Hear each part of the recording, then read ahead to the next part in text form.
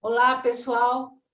Estamos aqui mais uma vez, reunidas em nome de Jesus, em torno dos seus ensinamentos, à luz da doutrina dos Espíritos.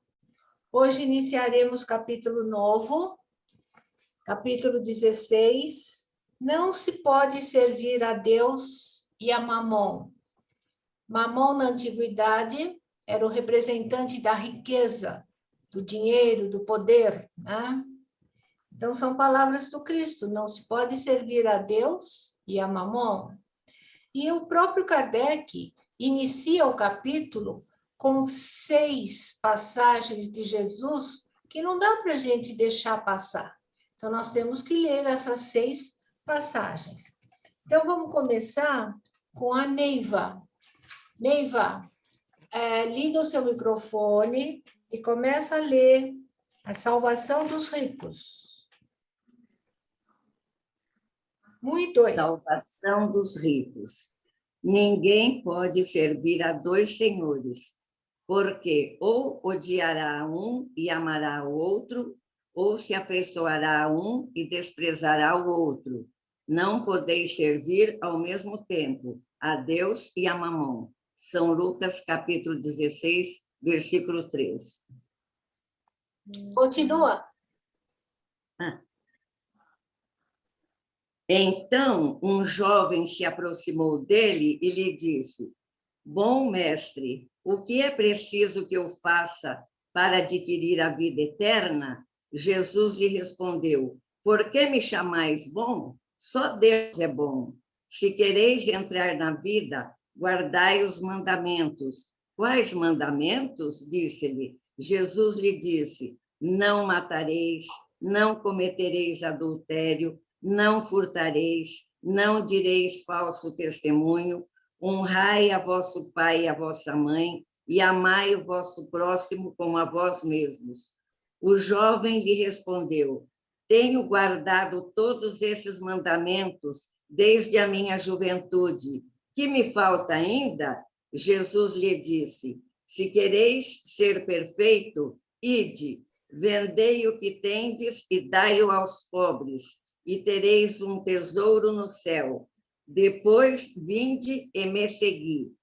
O jovem, ouvindo estas palavras, foi-se embora muito triste, porque tinha grandes bens. E Jesus disse aos seus discípulos: Em verdade vos digo que é bem difícil que um rico entre no reino dos céus. Digo-vos ainda uma vez: é mais fácil um camelo passar pelo buraco de uma agulha do que um rico entrar no reino dos céus. São Mateus, capítulo 19, versículo 16 a 24. São Lucas, capítulo 18, versículo de 18 a 25. São Marcos, capítulo 10, versículo de 17 a 25.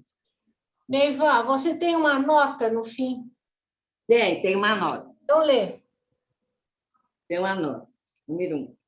Essa figura audaciosa pode parecer um pouco forçada, porque não se vê a relação que existe entre um camelo e uma agulha. Isso resulta de que um hebreu, a mesma palavra se emprega para designar cabo e camelo. Na tradução, se lhe deu esta última acepção. É provável que a primeira era a que estava no pensamento de Jesus. Ela é, pelo menos, mais natural. Cabo e camelo. No decorrer do capítulo, Kardec vai destrinchando cada um dessas palavras do Cristo. Não vão se assustar, não. Nós voltamos a isso. Guardar-se da avareza. Solange. Então um homem lhe disse do meio da multidão: Mestre, dizei a meu irmão que divida comigo a herança que nos coube. Mas Jesus lhe disse: Ó homem, quem me estabeleceu para vos julgar ou para fazer vossas partilhas? Depois lhe disse: Tende cuidado em vos guardar de toda avareza, porque em qualquer abundância que o homem esteja, sua vida não depende dos bens que ele possua. e lhe disse em seguida esta parábola. Havia um homem rico, cujas terras tinham produzido extraordinariamente, e ele mantinha em si mesmo esses pensamentos. Que farei, porque não tenho lugar onde eu possa encerrar tudo o que colhi? Disse ele, o que farei? Derrubarei meus celeiros e os construirei maiores, e aí colocarei toda a minha colheita e todos os meus bens. E direi à minha alma, tu tens muitos bens reservados para vários anos. Repousa, come, bebe, ostenta. Mas Deus, ao mesmo tempo, disse a este homem, insensato que és, vai ser retomada a tua alma esta noite mesmo. E para quem será o que amontoaste? É isso que acontece àquele que amontou tesouros para si mesmo e que não é rico diante de Deus. São Lucas, capítulo 12, versículo 13 a 21. Muito bom. Carol, Jesus na casa de Zaqueu. Jesus, tendo entrado em Jericó, passava pela cidade, e havia um homem chamado Zaqueu, chefe dos publicanos, e muito rico, que, tendo vontade de ver Jesus para conhecê-lo, não o podia, por causa da multidão, porque ele era muito pequeno. Por isso, correu à frente e subiu a um sicômoro para vê-lo, porque ele devia passar por ali. Jesus, tendo chegado a esse lugar, olhou para cima e, tendo-o visto, lhe disse: Zaqueu, apressai-vos em descer, porque é preciso que eu me aloje hoje em vossa casa. Zaqueu desceu logo e o recebeu com alegria. Vendo isso, todos murmuraram, dizendo: ele foi alojar-se na casa de um homem de má vida. Ver introdução, arte publicanos. Entretanto, Zaqueu, apresentando-se diante do Senhor, lhe disse: eu dou a metade dos meus bens aos pobres, e se causei dano a alguém, no que quer que seja, eu lhe retribuirei em quádruplo. Sobre o que Jesus lhe disse: esta casa recebeu hoje a salvação, porque esse é também filho de Abraão, porque o Filho do Homem veio para procurar e para salvar o que estava perdido. Lucas, capítulo 19, versículo de 1 a 10. Parábola do mal rico. Zezé? Havia um homem rico que se vestia de púrpura e de linho, e que se tratava magnificamente todos os dias. Havia também um pobre chamado Lázaro, estendido à sua porta, todo coberto de úlceras, que quisera se saciar com as migalhas que caíam da mesa do rico. Mas ninguém lhes dava, e os cães vinham lamber-lhe as feridas. Ora, aconteceu que esse pobre morreu e foi levado pelos anjos ao seio de Abraão. O rico morreu também, e teve o inferno por sepulcro. E quando estava nos tormentos, levantou os olhos para o alto e viu ao longe Abraão e Lázaro no seu seio. E gritando, disse essas palavras: Pai Abraão, tende piedade de mim, e enviai-me Lázaro, a fim de que ele molhe as pontas dos seus dedos na água para me refrescar a língua, porque eu sofro tormentos extremos nesta chama. Mas Abraão lhe respondeu: meu filho, lembrai-vos que haveis recebido vossos bens em vossa vida, e Lázaro não teve senão males. Por isso, ele está agora na consolação, e vós nos tormentos. Além disso, há para sempre um grande abismo entre nós e vós, de sorte que aqueles que querem passar daqui para vós não o podem, como ninguém também pode passar para aqui do lugar em que estáis. O rico lhe disse: eu vos suplico, pois, pai Abraão, enviá-lo à casa de meu pai, onde tenho 5 irmãos, a fim de que eles atestem essas coisas de medos, que eles venham também para este lugar de tormentos. Abraão lhe replicou: eles têm Moisés e os profetas que os escutem. Não disse ele: pai Abraão, mas se algum dos mortos procurar, ele farão penitência. Abraão lhe respondeu: se eles não escutam Moisés, nem os profetas, não crerão mais do que neles, quando mesmo algum dos mortos ressuscitasse. São Lucas, capítulos 16, versículos 19 a 31. Zorites, parábola dos talentos. Item 6. O Senhor age como um homem que, devendo fazer uma longa viagem para fora do país, chamou seus servidores e lhes colocou nas mãos seus bens. E tendo dado 5 talentos a um, 2 a outro e 1 a outro, segundo a capacidade diferente de cada um, logo partiu.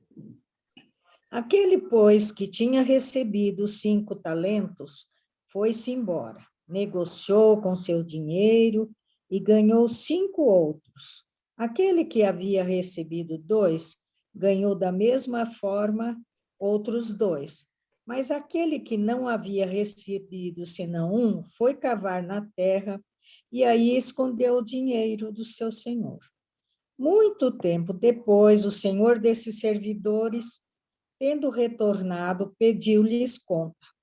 E aquele que havia recebido 5 talentos, veio-lhe apresentar 5 outros, dizendo-lhe: Senhor, me havíeis colocado 5 talentos nas mãos. Eis aqui 5 outros que ganhei.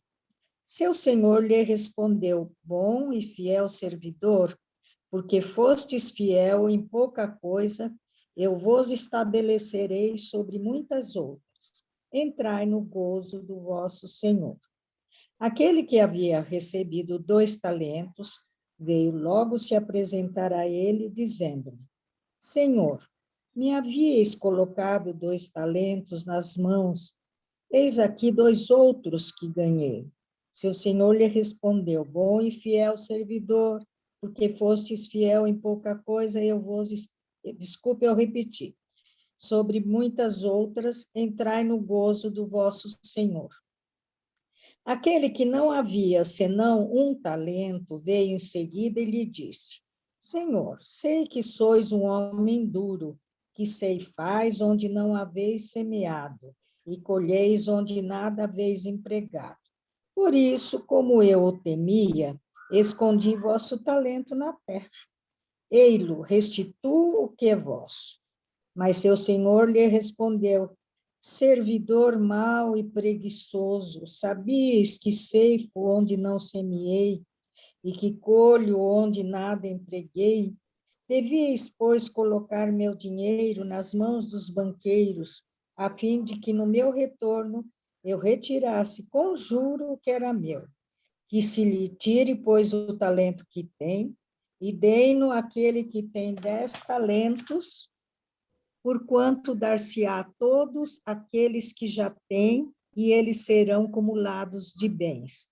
Mas para aqueles que não têm, tirar-se-lhe-á, mesmo que pareça ser, e que se lance esse servidor inútil nas trevas exteriores. Ali haverá choros e ranger de dentes. São Mateus, capítulo 25, versículos de 14 a 30. Muito bem. Pois Zorite, já foi de 1 a 6. Já lemos as 6 parábolas que Jesus nos colocou. Ao longo do capítulo, nós vamos diluindo essas parábolas. Vejam bem, na folhinha, eu iniciei o resumo com umas palavras de Paulo, que estão em negrito. Ana Paula, lê para nós. Liga o microfone. Perdão. A paixão do dinheiro, a raiz de toda a espécie de males. Tá. A paixão do dinheiro é a raiz de toda a espécie de males. E nessa cobiça, alguns se desviaram da fé e se transpassaram a si mesmos, com muitas dores. Paulo. Está faltando um N nessa palavra transpassar, viu? Está errado. Passou despercebido. Bom, Sim. a paixão do dinheiro é a raiz de toda espécie dos males, e nessa cobiça alguns se desviaram da fé e se transpassaram a si mesmos com muitas dores. O que é transpassar? Transpassar assim. Fácil. Passar além, ter uma conduta diferente, transpassar a si mesmo, ter um desvio de conduta. Sim, também. Mas transpassar quer dizer furar, passar do outro lado. É como se fosse uma espada transpassando pelo coração, saindo pelas costas. Transpassou. Então, o dinheiro faz isso moralmente, quando está muito apego à fortuna. Sempre a moeda terá dois lados. Ela tem cara ou coroa, mas ela sempre vai ter dois lados. O lado do bem e o lado do mal. Então, tirano destruidor quando se faz senhor do destino, gerando sovinice, violência e penúria, quando o indivíduo vive somente para o dinheiro. O dinheiro toma conta da consciência dele, da vida dele, e ele se torna um tirano destruidor, porque o dinheiro é o senhor do destino, gerando sovinice, violência, penúria e tantas outras desgraças, porque não está sendo bem colocado. Esse é um lado do dinheiro. O outro lado é quando o dinheiro se torna um servidor.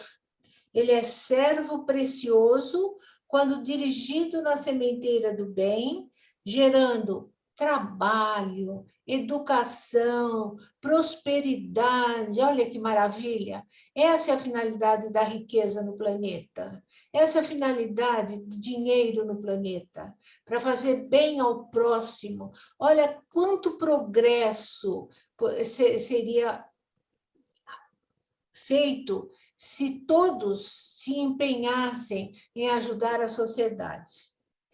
Por que Deus instituiu o dinheiro? Para que serve o dinheiro? O dinheiro é uma mola do progresso. Porque como que vai progredir sem dinheiro? Como vai fazer pesquisas, laboratório, análises, estudos sem dinheiro? Sem dinheiro ninguém faz nada. Então, é uma mola do progresso. Um estímulo à inteligência. Se eu tenho dinheiro que me possibilita ir para cá, para lá, colher dados, inventar situações, criar situações, então a inteligência desenvolve, porque eu estou com dinheiro para fazer isso. Desenvolvimento da razão, claro, inteligência, razão, consciência, o dinheiro dá essa tranquilidade, vamos dizer. Quem tem toda essa vontade de fazer as coisas e não tem dinheiro, não pode sair do lugar. Tem que ter uma pessoa do lado ajudando a fazer isso. Sozinho não consegue. É um fortalecimento para a sociedade, muito bom para a sociedade. Execução de trabalhos. O problema do dinheiro é o apego. Aquele apego, aquela usura. Isso é meu. E o dinheiro não pode ficar preso dentro de um lugar. O dinheiro tem que circular. Quanto mais damos, mais vem. Quanto mais fazemos, mais chega. E ele vai circulando. Percebam isso daí na vida de vocês. Usado com prioridade do interesse pessoal, terá sempre consequências desastrosas. Deve ser usado com equilíbrio e bom senso.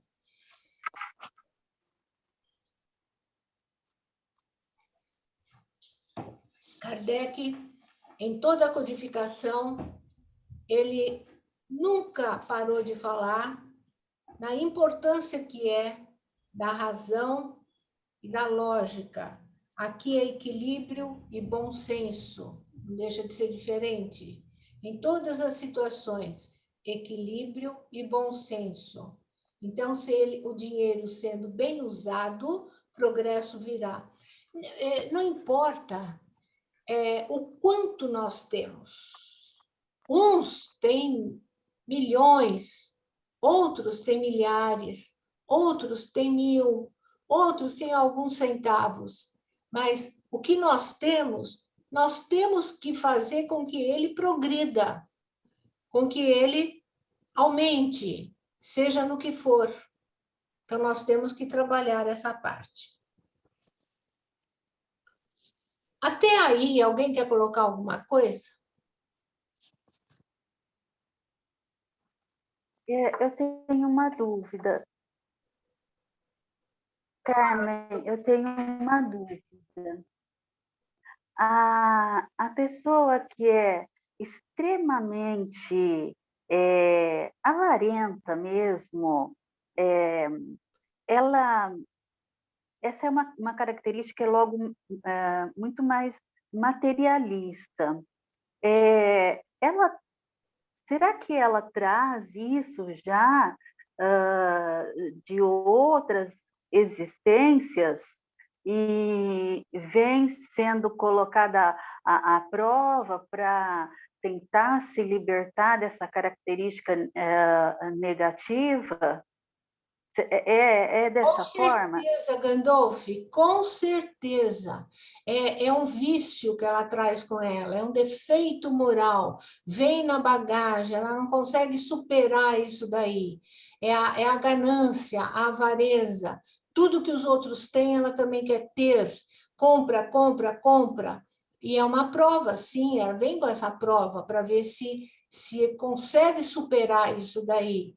E não é fácil para quem vem com esse vício, né? De querer ter, de querer possuir, de querer ser sempre o melhor, o mais. Às vezes não precisa de nada disso, né? Traz com ela, sim.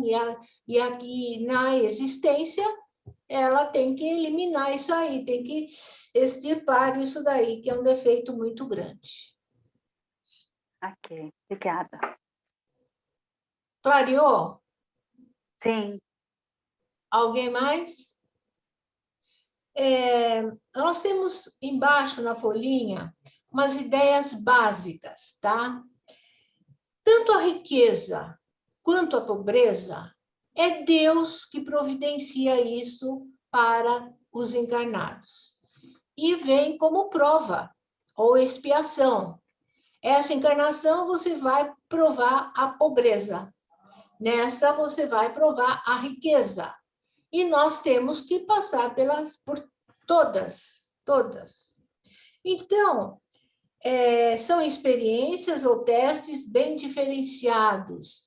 E nós, acredito eu, escolhemos, já estamos em condições de escolher, como nós escolhemos o determinismo das nossas provas aqui no planeta, a nossa direção, o nosso encaminhamento, seja em qual sentido for, não só na riqueza, quanto na emoção, quanto no profissional, casamento, filhos, tudo as grandes coisas foram determinadas, né? A gente sente dentro de nós. Aqueles que estão na riqueza, a riqueza incita, quer dizer, promove excessos, egoísmo e o orgulho. Não é nada fácil, diz que a pior provação é a riqueza. Não é nada fácil você ser modesto, você ser simples, você ser humilde, com um montão de dinheiro que você tem lá no banco. Você pode fazer o que você quiser, comprar um jatinho, dar volta no mundo. Você já pensou? Não dá nem para calcular, né? Então, ele incita isso, o excesso, o egoísmo, o orgulho. É uma prova difícil, o emprego que se dá à riqueza. Apego à matéria, afastamento da perfeição e da espiritualidade. O objetivo desse homem que veio com a riqueza é de fazer ao outro aquilo que você quer que o outro te faça. É fazer para o outro progresso. Então, ajudar nos hospitais, ajudar nas escolas, ajudar nas creches, promover edifícios, casas, o que for necessário para a humanidade crescer um pouco mais, investir principalmente na educação, que a educação é primordial na sociedade e é esquecida por muitos. Começa no... Todos os homens de letra, todos os grandes homens passaram por um professor, passaram pelo beabá, e é esquecido essa providência. Então, a riqueza veio para isso, para ajudar no progresso. Agora, se o homem traz com ele esse ranço de avareza e está com a prova da riqueza, vai ser muito difícil. Agora vai depender da persistência dele, da persistência, da vontade dele de vencer. Agora, o outro vai para a pobreza. A pobreza também tem dois lados. Um lado, ele pode se revoltar contra Deus. Se ele não tem uma abertura maior de entendimento da divindade, das leis divinas, ele pode se revoltar. Por que eu sou tão pobre? Por que eu estou numa miséria tão grande e o outro tem tanto? Deus não existe. Isso não... Ele pode entrar nessa faixa vibratória. Agora, mas outros também entram em outra faixa que ocasiona a aproximação a Deus. Se tornam crentes, desenvolve a humildade, a caridade, o amor, a oração. Tem muito pobre que ama Deus. Ama do jeito deles, né? Mas eles têm uma certa referência a Deus. A Deus quer, é assim que eles falam. Deus quer, Deus mandou. Tem muitos que falam, Deus proverá. Está tudo complicado ainda a ver. Deus proverá. Olha que coisa mais linda. Olha quanta esperança nessas palavras. Deus proverá. E a gente é acostumada a querer ser dona da situação,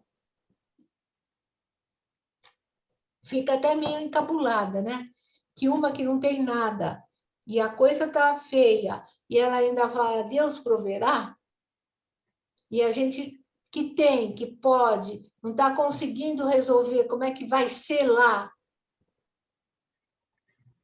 foge do controle das mãos, e a outra de Deus proverá, também vou falar, Deus proverá. Tem que ser por aí, é a fé.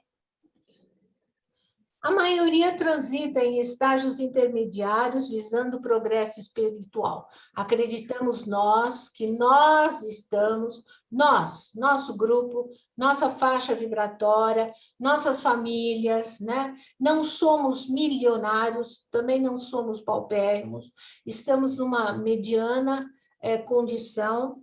Nós transitamos nesses estágios intermediários visando o progresso espiritual, acredito eu que nós estamos nessa faixa. No treino do equilíbrio. Agir com sensatez e coerência com as leis naturais. Agir com sensatez e coerência nas leis naturais. Houve uma chuva muito forte que um pedaço do telhado desabou. Aquele que tem fé, que acredita, que tem persistência dentro da fé, não vai se desesperar. Vai fazer o que pode e, com o tempo, vai arrumar aquilo que foi destruído.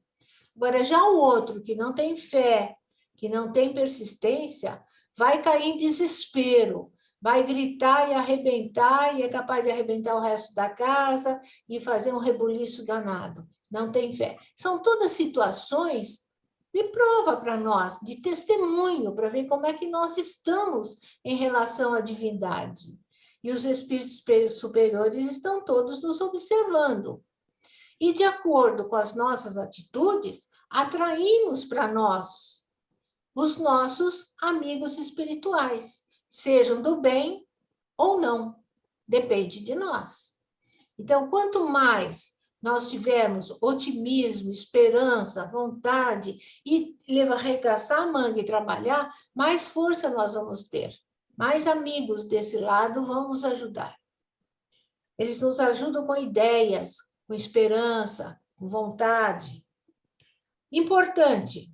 Não, desapego não é desprezo, é diferente. Desapego é uma coisa, desprezar é outra coisa. Você não pode desprezar o dinheiro, não. Dinheiro tem que ser bem cuidado, bem guardado, mas ele não pode nos agarrar, ele não pode nos dominar. Então, é consciência de sua importância relativa. Então, o dinheiro é importante? É. Ninguém vive sem ele. Mas ele não pode ser o nosso dono. Nós é que mandamos nele. Usufruir das possibilidades que recebeu da divindade, da divina providência, procurando sempre o aumento dos talentos em benefício da sociedade. Observar os talentos espirituais que todos têm. Observar os talentos espirituais que todos têm. Vocês podiam muito bem, nesta hora, estar tirando uma soneca depois do almoço, deitada no sofá, ou vendo uma novela, ou vendo um filme, mas decidiram, por vontade própria, de estudar um pouquinho do Evangelho. Então, isso é talento espiritual que vocês estão desenvolvendo, que nós estamos desenvolvendo. Quanto mais a gente lê, quanto mais a gente escuta, quanto mais a gente aprende para pôr em prática, que não é ficar dentro da cabeça, tem que modificar o comportamento. Aí nós estamos crescendo espiritualmente. Olha que maravilha! Embaixo, na folha, tem um recadinho de Cair Barchute, que o nome dele saiu errado, hein? Cair Bar, tem um R antes do B. Cair Barchute, ricos. A Carol leu, né? Lurdinha, você leu? Então, lê para nós, ricos. Você tem a folha? Tenho. Tem. Você está melhor da mão? Melhor, obrigada. Então, Melhor. lê o que o Cair Barchute fala. Presta atenção no que ele fala. Ricos, movimentai esse talento que o Senhor vos concedeu. Granjeai amigos com esse tesouro da iniquidade, para que eles nos auxiliem a entrar nos tabernáculos eternos. Fazei o bem, socorrei o pobre, amparai o órfão, auxiliai a viúva necessitada, curai o enfermo, como se ele fosse vosso irmão ou vosso filho. Pagai com generosidade o trabalhador que está ao vosso serviço. Fazei mais, comprai livros e aproveitai os momentos de ócio para vos instruir, porque um rico ignorante é tanto como um asno de sela dourada. Ilustrai o vosso espírito, fazei para vós tesouros e celeiros nos céus, onde os vermes não chegam, os ladrões não alcançam, a morte não entra. Lembrai-vos da parábola do avarento, cuja alma foi chamada pelo Senhor na mesma noite em que fazia castelos no ar. Livro Palavras e Ensinos de Jesus, Cair Barchute.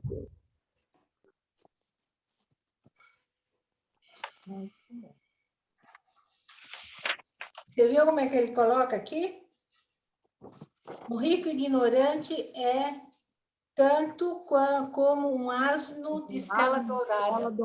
Ai, eu achei o máximo. Ai, demais da Só conta. aí o que a gente leva para o plano espiritual. Bom, e aí, pessoal, fala alguma coisa?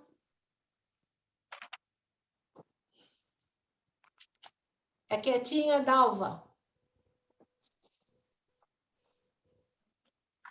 Carmen, eu estava com problema na internet, com dificuldade de ouvir, estava tudo picado, eu até mudei de lugar, você deve ter percebido que eu saí andando, né? E vim aqui para um outro lugar que eu acho que pega melhor. Né? Parece que agora estabilizou. Interessantes as parábolas, né? Muito interessantes, muito boas para a nossa reflexão, para o entendimento também de que, penso eu entendi assim, que não é só em relação ao dinheiro, ao valor monetário daquilo que nós compramos ou com o que nós pagamos, mas também os bens espirituais que nós temos, né, que nós podemos dividir, que nós podemos compartilhar, que nós podemos doar, né? Eu acho que as duas coisas se casam muito bem. Foi isso que eu entendi. E depois das explicações que você colocou aqui de ideias básicas, riqueza e pobreza, né, entendi da mesma forma. Né? Há pessoas muito ricas que são extremamente generosas, tanto materialmente como espiritualmente. Né? E, da mesma forma, os que estão em estado de pobreza. Né? Não tem como dividir bens materiais ou dinheiro, mas muitas vezes tem a capacidade, em geral, muitos têm, conheço muitos que têm, distribuem o bem maior que têm, né? Que é o querer amar ao próximo, que é atender ao próximo, né? Que é ser um bom amigo. Né? Bonito isso. Bem bonito, gostei muito. Muito bem. Abrindo a folhinha, tem duas mensagens muito interessantes, que eu acho que vocês vão gostar, sobre o dinheiro.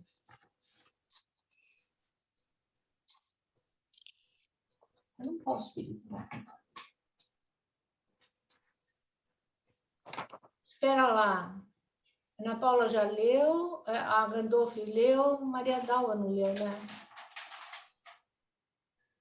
Então, Maria Dalva, lê, já que você está comentando, lê a primeira mensagem sobre o dinheiro que está do lado esquerdo. Tá certo. Dinheiro. O dinheiro não é luz, mas sustenta a lâmpada. Não é a paz, no entanto, é um companheiro para que possa obtê-la.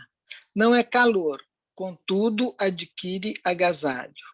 Não é o poder da fé, mas alimenta a esperança. Não é amor, entretanto, é capaz de erguer-se por valioso ingrediente na posição divina. Não é tijolo de construção, todavia assegura as atividades que garantem o progresso. Não é cultura, mas apoia o livro. Não é visão, contudo, ampara o encontro de instrumentos que ampliam a capacidade dos olhos. Não é base de cura, no entanto, favorece a aquisição do remédio. Em suma, o dinheiro associado à consciência tranquila, alavanca do trabalho e fonte de beneficência, apoio da educação e alicerce da alegria, é uma bênção do céu, que de modo imediato nem sempre faz felicidade, mas sempre faz falta. Bezerra, psicografia de Francisco Cândido Xavier, 30 de março de 1976. E aí? Interessante, né? Porque mostra que assim, o dinheiro não é tudo, mas nos ajuda a ficar melhor em vários aspectos, né? Nos ajuda a sustentar, nos ajuda até a iluminação que precisamos, nos ajuda, não é cultura, mas apoia o livro, né? E dá uma porção de, não é base de cura, mas permite que se compre o remédio, né? Especialmente se a gente se percebe, né, nesse mundo que nós vivemos, no nosso país, nós temos vivemos num mundo capitalista, né, como disse você anteriormente, né, Carmen, sem dinheiro a gente não vive, né? Tanto que se criou a moeda, antes era tudo por troca, né, era tudo por escambo. Aí criou-se a moeda e aí passou-se, então, a amealhar, a juntar aqueles que conseguiam juntar mais, né? E aí que se tomou esse rumo que nós temos hoje, né? Mas, enfim, é isso, né? Que o dinheiro associado a uma porção de boas coisas, consciência tranquila, alavanca do trabalho, fonte de beneficência, tal, é uma bênção do céu, que de modo imediato nem sempre traz felicidade, mas sempre faz falta. Fala, Carol. Eu ia falar que é muito bom, porque, na realidade, os dois textos, da direita e da esquerda, eles estão falando a mesma coisa, né? De maneiras diferentes, mas eles falam exatamente a mesma coisa. O texto da direita, se vocês lembram do Consolador, o prédio do Consolador, onde funciona o nosso centro, olhando para frente dele, do lado, antigamente, havia uma loja que consertava aparelhos, não sei, e ele tinha uma vitrine assim com vidro para a calçada. É bem antigo isso daí. Eu não sei se as Orites não lembra, não sei dessa. Bom, É da minha época? Desde que eu comecei o Evangelho, essa loja existia. Depois Carmen, era de um dos Mussi. Ele consertava aparelho, ar-condicionado. Agora eu me lembro. Verdade. Eu, uma vez, olhando aquela vitrine, né, aquele vidro todo sujo, por sinal, havia um papel grudado, e eu li o papel. E o papel, eu anotei o que está escrito no papel e coloquei aqui na aula. É esse de autor desconhecido, tá? Que eu vou pedir para Solange, que está muito quietinha. Lê inteiro, Solange. O dinheiro. Nem tudo o que desejamos o dinheiro pode comprar. Por exemplo, a cama, mas não o sono. A comida, mas não o apetite. O livro, mas não a inteligência. O luxo, mas não a beleza. A casa, mas não o lar. O remédio, mas não a saúde. A diversão, mas não a felicidade. A convivência, mas não o amor. O crucifixo, mas não a fé. Um lugar luxuoso no cemitério, mas não no céu. Autor desconhecido. Ô, Carmen, acho que fazendo um resumo de tudo, eu acho que todo mundo concorda que o dinheiro é fundamental na vida, senão Deus não teria criado ele, né? Não seria uma moeda de troca, né? Para se trocar, para ter algum bem de consumo, coisas necessárias. Qual que é o foco que eu acho que é importante e que eu busco? O que eu faço com o dinheiro? O que esse dinheiro traz para mim? A maneira como eu vejo ele. Como que eu, no meu individual, né, no individualismo, o que eu vou separar? O que é importante? Onde que está o meu necessário? Onde que está o meu supérfluo?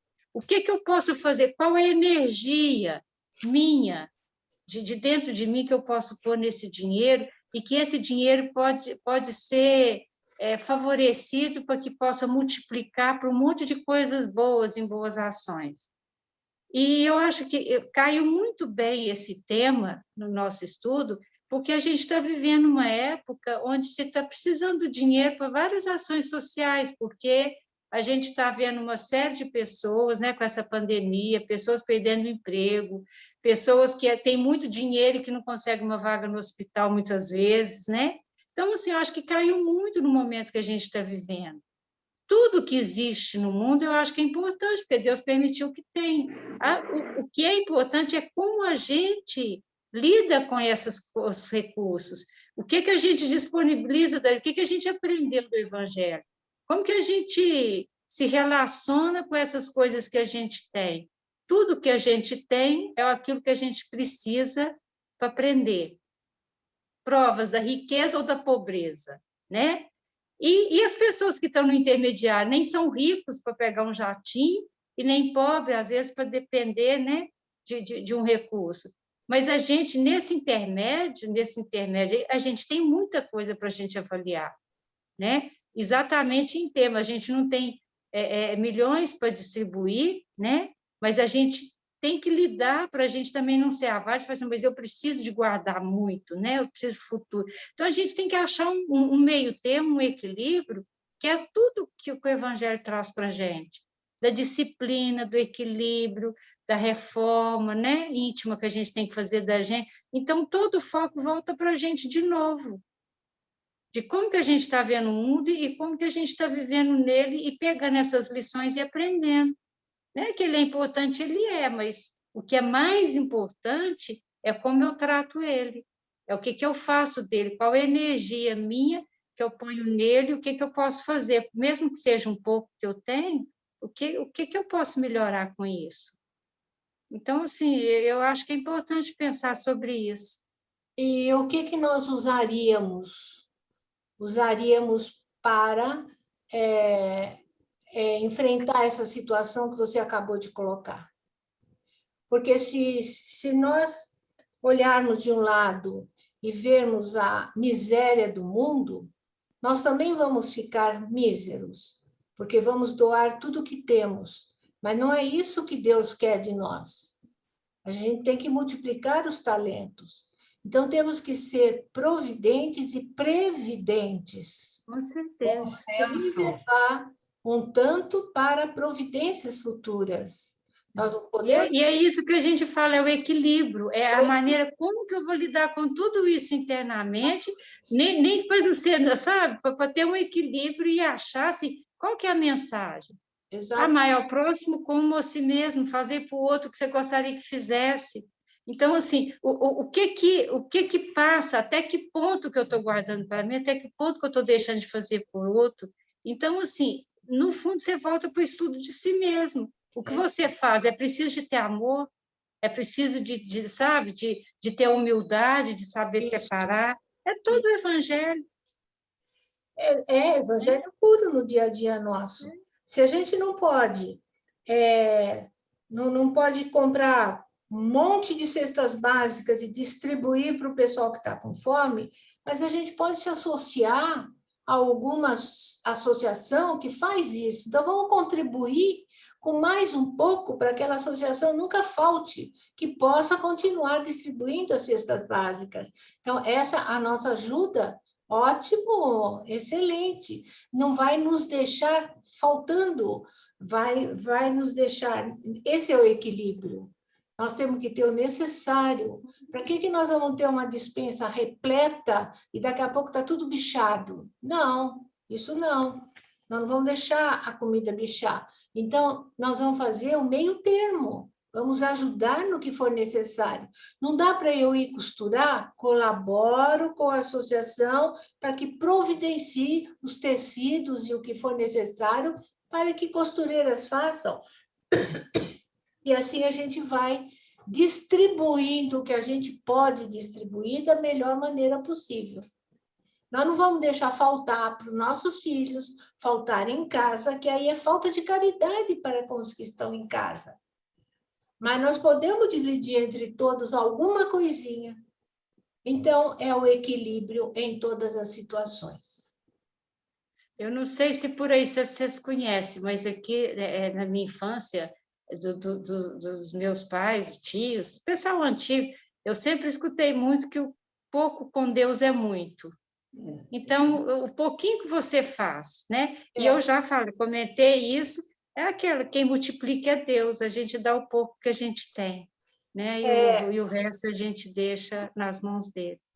Houve uma situação na turma da noite que foi polêmica, que houve muitos palpites, e, de fato, a situação colocada deu lugar para muito ensejo de opiniões diferentes. Na vacinação, Quem quisesse podia levar 1 quilo de alimento para ajudar a fome, né? Então, apareceu muito alimento, principalmente macarrão, pela metade, o saco aberto, metade do saco do macarrão. Aí, você pode pensar milhões de coisas. A pessoa só tinha esse saco para dar e ela queria doar alguma coisa. E deu. Ou, eu não vou dar um saco inteiro, sei lá para onde vai essa metade que está aí já, termina esse. Então, só Deus é que sabe a intenção com que foi dado esse saco de macarrão.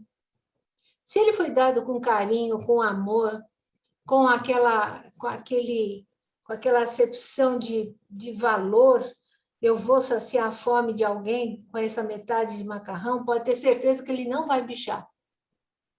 Vai para o lugar certo. A não ser que a distribuição jogue fora, provavelmente, que é muito